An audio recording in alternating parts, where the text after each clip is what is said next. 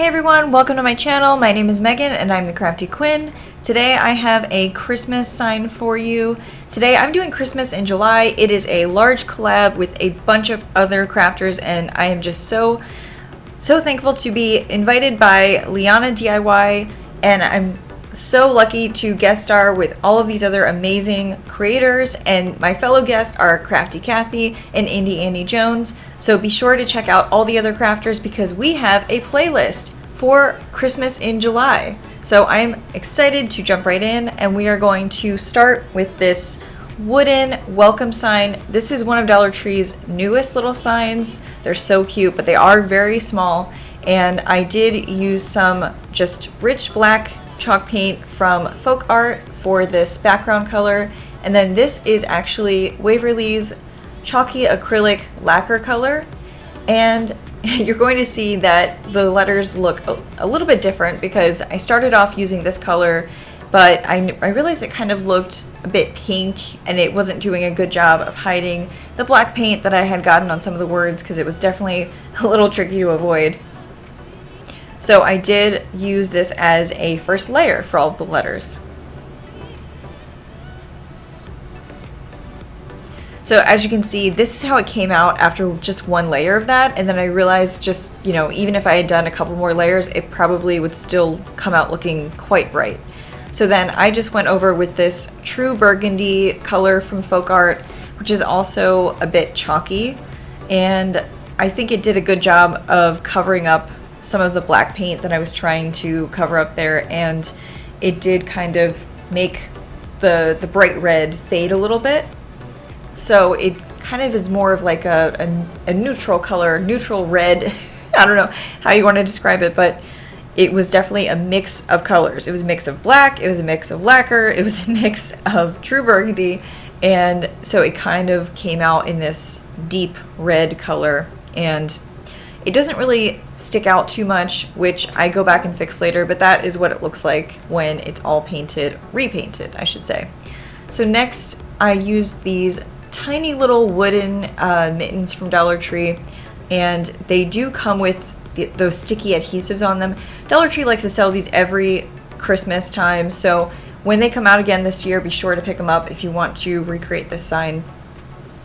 So I am just tracing it on some scrapbook paper that I got from Hobby Lobby, and we're going to use this buffalo plaid scrapbook paper for our mittens just right on top. And so I did this process for both of them, and I didn't show the whole thing because it's just really tedious, me tracing out this entire thing.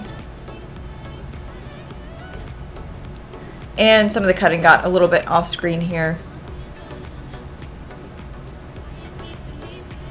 So this is what it looks like.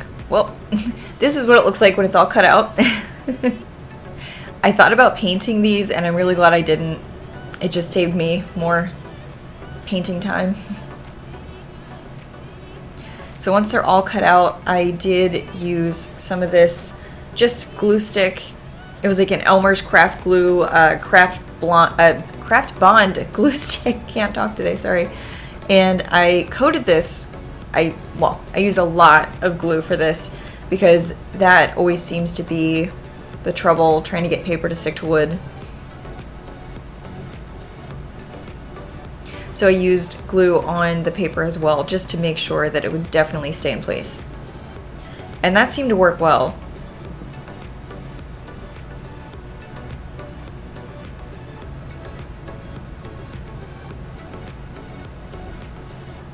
Maybe I did a couple layers on each. So then I just kind of move it around until I can get it to completely cover the glove. And there we go. Seems to be a perfect fit. And then you're just going to want to repeat that process for both. So once I have the mittens all glued down, I moved on to using some white puffy paint. I believe I got this one from Michael's, and I decided to kind of dab in little dots because the goal here was to make it look like fur on these mittens. Fur, fluffy, whatever you want to call it. I like it because it also kind of looks like snow when it's done. But what I was trying to go for is these are really furry mittens.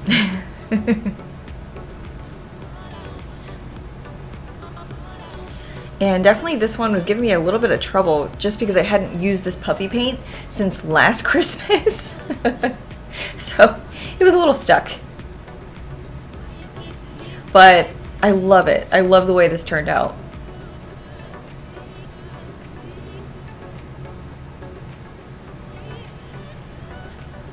But that is all from just dabbing kind of just up and down with that, and I just love the way it looks 3D like that. 3D, 4D, whatever you want to call it.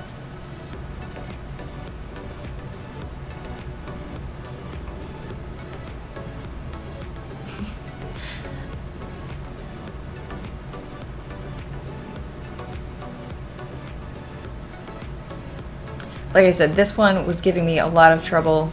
I ended up having to fix it.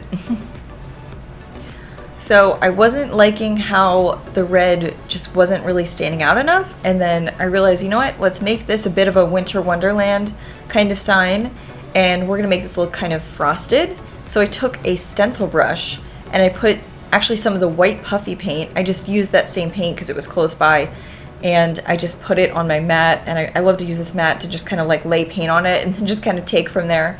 It's like one big, I don't know what you call it, paint dish. So then I just kind of swiped over it a bunch, and it did kind of give me that frosted look, but also it helped the words stand out a bit more.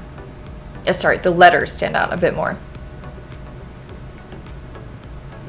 And then once I did that to the letters, I realized, you know what, maybe I should do this to the whole sign.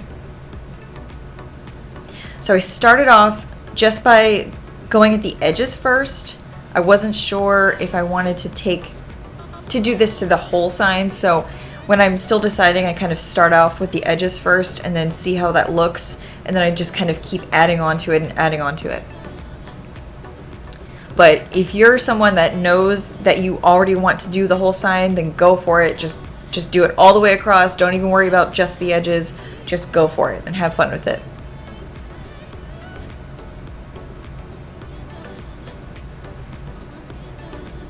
So I'm always kind of cautious because I tend to change my mind a lot when I'm crafting.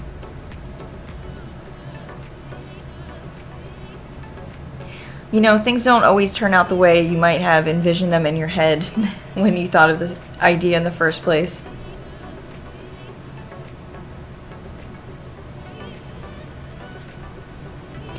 So then I was like, okay, we're going for it. We're doing the whole thing now. I did go back and I did a little bit more to the letters as well. I just love this process. It is so cathartic.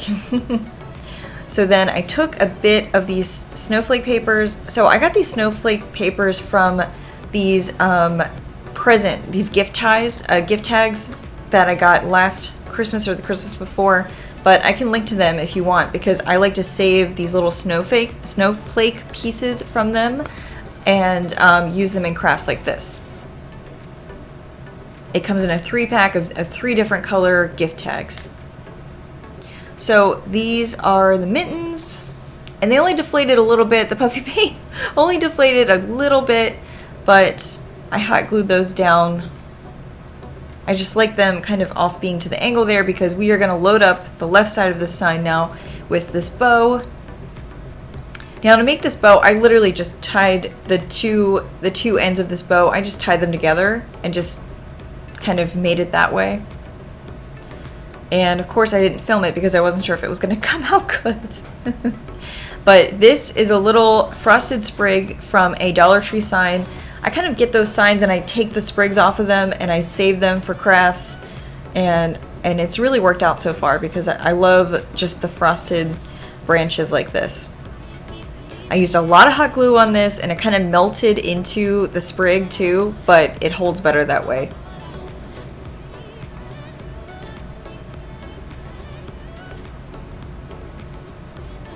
And then just glued down the bow. And that's really all there is to it, but I felt like I needed to make this its own video because definitely this sign had a lot of steps. So thank you guys so much for watching, and please make sure to check out the playlist with all the other Christmas in July videos from all the other creators on our list. Please go check it out. And here is the final result, and I cannot wait to hang this on my front door this Christmas. Now, if you want to watch more of my videos, check them out here on the left, and I'll be diving into more farmhouse videos soon, so let's keep in touch on Instagram in the meantime. Thank you guys so much for watching. Take care.